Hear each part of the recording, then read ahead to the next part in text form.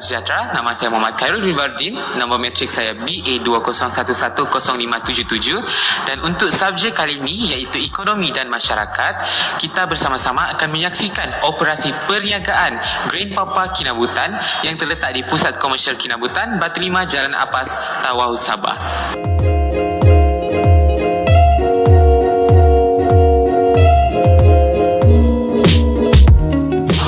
Kita akan mulakan sesi temu bual kita pada hari ini, dimulakan dengan sesi perkenalan diri. Saudari? Nama saya Rasmiati Minti Jamal. Saya merupakan pengurus kepada kafe ini. Baiklah, boleh beritahu saya jenis perniagaan yang ditawarkan? Perniagaan ini start daripada 2019 hingga kini lah 2022.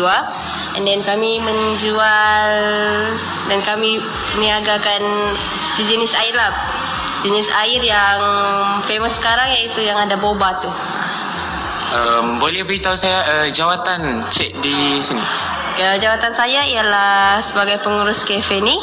Dan saya manage daripada kemasukan stok, ke jadual pekerja dan juga marketing di kedai ni. Baiklah, kalau kita tengok dari segi latar belakang lah, sebelum ni boleh saya tahu saudari daripada sekolah mana ataupun bagaimana boleh menjerumus ke bidang ni? Sebenarnya saya sebenarnya merupakan pelajar yang mempunyai degree dalam bidang sains, iaitu sains kimia. Tapi disebabkan dalam tempoh masa yang di tempat yang maksud saya lepas saya habis belajar tu, kekangan kerja tu, kesusahan dapat kerja tu yang buatkan saya untuk mohon kerja di F&B. And then after saya hantar resume tu, and then dipanggil interview apa semua, saya dapat kerja di sini. So dari situlah saya tak pernah terfikir pun untuk dapat kerja di dalam bidang yang keluar daripada apa yang sepatutnya. Tapi lepas saya dapat di sini, alhamdulillah saya boleh survive juga. Alhamdulillah, sebab kita tahu peluang pekerjaan agak sengit, lebih-lebih lagi zaman COVID-19 ni kan. Baiklah, sepanjang saudari bekerja dekat sini, boleh saya tahu apakah cabaran perniagaan yang dihadapi sama dari segi ekonomi ataupun sosial? Okey, kalau dari segi ekonomi, sekali kita punya kedudukan kedai ni, dia sebaris dengan kedai-kedai yang lebih murah. Maksudnya macam kalau kita sedia tahu kan, kalau air yang berunsurkan boba apa ni semua, dia ada harga tinggi sikit sebab dia ada kandungan cheese. Berbanding kedai-kedai yang lain, dia punya harga untuk satu cup, saya bagi anggarannya, dalam satu cup dalam harga RM2. Di kedai ini pula anggaran dalam satu cup dalam RM6 ke RM8. Jadi mostly orang yang datang, customer yang datang akan prefer yang lagi murah lah berbanding kedai. Itu salah satu daripada sebab lah kenapa kami punya ekonomi ni agak rendah sikit berbanding yang lain. Tapi kalau musim perayaan, mostly yang budak-budak macam student, orang-orang yang gemar untuk minum minuman boba ni kan, mostly akan datang lah. So maksudnya kalau dekat-dekat perayaan ataupun time perayaan, kami punya sales akan hit target lah macam gitu. Okey, kalau kita tengok yang itu dari segi ekonomi kan, di mana perbezaan hasil jualan ataupun jualan yang ditawarkan tu memang agak ketara lah berbanding dengan kedai-kedai yang lain. Kalau dari segi sosial pula, saudari cuba bandingkan dengan perniagaan yang lain, kakak rasa yang mana lebih laku berbanding pasaran yang ditawarkan di perniagaan Grain Papa ni ataupun di kedai yang lain? Golongan remaja ni lebih terpikat dengan perniagaan macam mana? Okay, kalau dari segi sosial, saya memang boleh katakanlah kalau perniagaan minuman berunsurkan boba ni, dia akan lagi menarik student-student. So student ni kalau kita tahu student masih ditanggung oleh ibu bapa. So dorang depends kepada duit-duit yang dibagi. Okey. Kadang-kadang student dia depends lah. Contoh macam kerajaan ada bagi duit, macam bagi bantuan apa semua, orang time tu akan banyaklah orang datang. Kalau tidaklah macam itu. Kalau orang-orang yang dewasa ni, orang tidak terlalu prefer untuk membeli di sinilah. Sebab kan ini kan kita tahu juga kan, yang ini kan minuman-minuman untuk orang-orang muda apa semua. Jadi kalau mau bandingkan dia memang ikut perayaan lah baru ramai. Sebab budak-budak student-student apa semua baru ada duit kan yang dibagi. Itulah. Okey, kalau kakak bandingkanlah perniagaan dari sebelum dan juga semasa, kalau kita tengok masih lagi zaman pandemik ni, bagaimana hasil pendapatan yang diterima? Agak ketara ataupun taklah jauh ketara sangat? Okey, kedai ni dibuka time tahun 2019. Okey, tahun 2019 COVID belum ada lagi kan? Okey, time tu sales rata-rata makin meningkat. Tapi start mula COVID-19, kita punya sales memang agak turun. Dan dia turun dalam 50% juga. Turun daripada harga yang selalu yang ada lah sales kami. Tapi mau tidak mau kami mesti survive lah. Sebab bos mesti buat yang terbaik untuk tidak buang pekerja. Setakat ni kami tidak pernah membuang pekerja lah. Kami still boleh manage dorang punya itu, tiada potongan gaji apa semua. Jadi that's why pekerja masih stay di sini dan masih survive lah lagi. Kami survive sama-sama lah time pandemic tu. Tapi memang sales memang sangat kurang lah, terlalu kurang. Dan kami pun kadang-kadang disebabkan sales kurang, terpaksa kami ambil part time, kami ambil sikit je supaya macam boleh ada save sikit lah daripada bayar gaji pekerja macam itu. Betul-betul. Kita tengok terdapat banyak cabaran sama ada dari segi ekonomi dan juga sosial. Jadi untuk beralih daripada soalan tersebut, bagaimana pekerja dekat sini, sama ada antara manager dan juga pekerja yang lain, ataupun antara manager atau pekerja dan juga pembekal sendiri, macam mana apa langkah yang dilakukan untuk mengekalkan hubungan antara mereka? Okey, key pertama yang kita mesti adalah dalam diri masing-masing sebelum kerja, kita mesti ada sikap yang bertolak ansur. Itu first kali yang kalau saya interview orang, saya akan mention benda tu bertolak ansur. Means maksud bertolak ansur, contoh kalau ada satu orang pekerja yang sakit, and then satu orang ni cuti, tapi yang sakit ni perlu cuti sebab dia perlu cuti lah, jadi dia mesti bertukar cuti. In case kalau salah satu daripada pekerja tidak mau bertolak ansur, jadi yang sakit itu terpaksa turun. Saya faham kan situation tu. Jadi kalau ada sikap bertolak ansur antara kita, jadi tiada sikap yang macam benci-benci, cakap belakang apa semua. Sama je dengan supplier. Contoh macam saya sebagai manager, saya yang order stok apa semua kan. Contoh kalau saya order 20 susu untuk hari ni. Okey, seterusnya pula tiba-tiba saya tiba-tiba diorang bagi tahu saya tak dapat tu susu 20. Kalau saya ambil 20, yang lain pun tak dapat.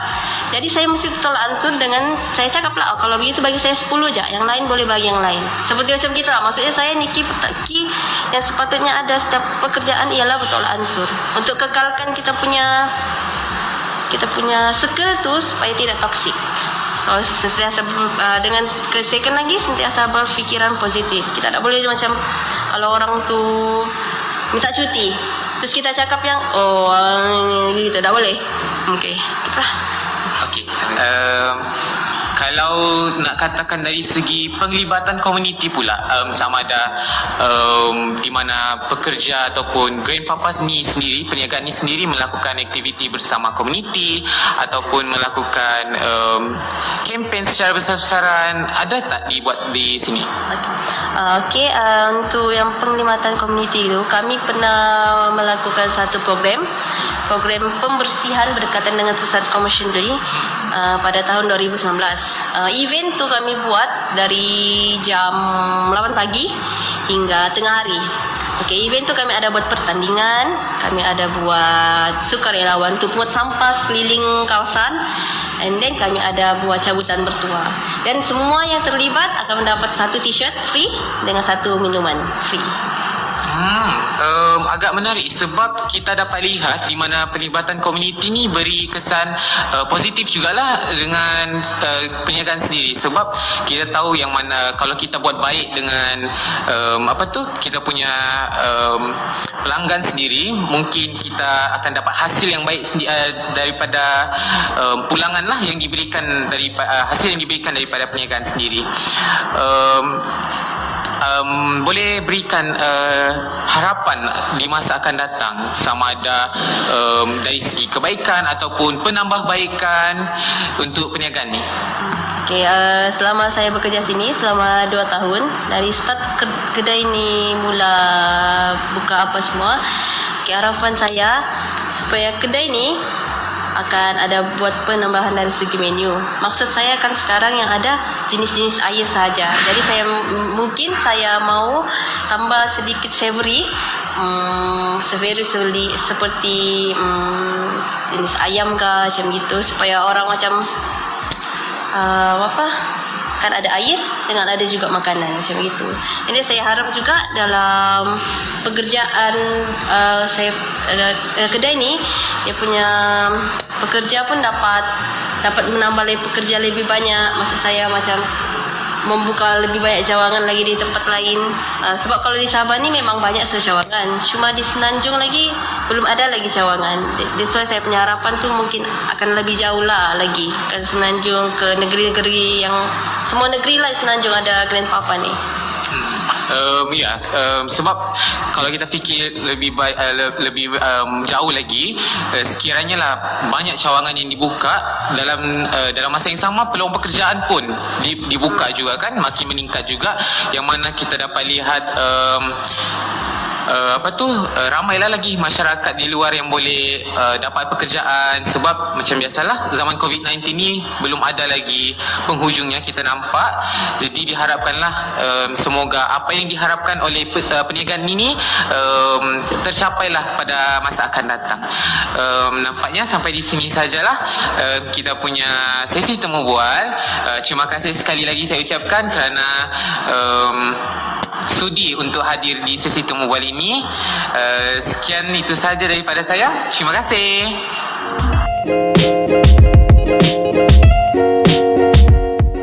Baiklah, boleh saya tahu betapa kerapnya awak ke perniagaan Kinabutan ni, Grand Papa Kinabutan ni?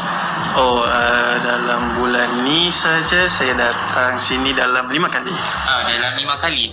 Okey, sepanjang kunjungan awak ke Grand Papa Kinabutan ni, bagaimana dengan tahap kepuasan yang diterimalah dari segi perkhidmatan ataupun barangan atau produk yang dibeli? Kualiti servis diorang laju, so kita tak perlu tunggu lama, dan packaging air diorang very secure, so tak perlu risau air tu akan tumpah. Okey, bagaimana pula keistimewaan produk ini berbanding dengan kedai-kedai yang lain? Keistimewaan produk ini based on rasa dia mempunyai rasa sendiri lain daripada kedai yang lain, dan tidak terlampau manis dan cukup rasa lah.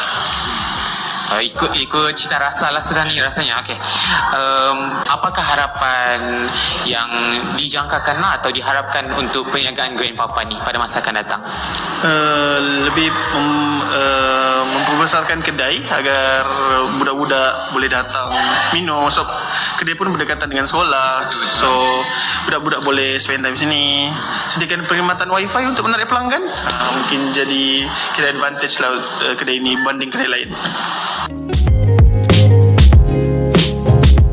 Baiklah, selaku pelanggan dekat Grand Papa ni, berapa kerap agaknya cik datang membeli dekat kedai? Kekerapan tu dalam sebulan tu lebih kurang 8 kali, sebab dia location pun taklah jauh dekat dengan rumah kan, so bolehlah lebih kurang 8 kali begitu. Oh, okey. Dari 8 kali itulah, boleh saya tahu tahap kepuasan cik dari segi servis yang diberi ataupun produk yang dibeli? Dari servis tu saya sukalah sebab dorang punya staff pun ramah. So memang saya suka dari produk pula. Memang rasa pun dari first launch kedai ni pun memang rasa tetap sama. Tak pernah kurang apa ataupun lebih. Memang maintain je rasa dia. Baiklah. Dari sepanjang pengalaman cik lah, adakah macam harapan ataupun yang tersirat dalam hati lah agar Grand Papa ni ada berlaku perubahan ataupun penambahbaikan? Kalau bagi saya, harapan untuk kedai ini better buka untuk macam drive thru, sebab orang yang busy kerja dapatlah singgah kan, sebab dorang pun tak boleh lama dengan duduk di kedai, tidak masalah lagi. So better drive thru, dorang drive je dapat semua minuman, terus boleh minum di kedai ataupun di dalam kereta orang boleh minum, di tempat kerja atau dorang boleh minum. So itu je lah harapan saya.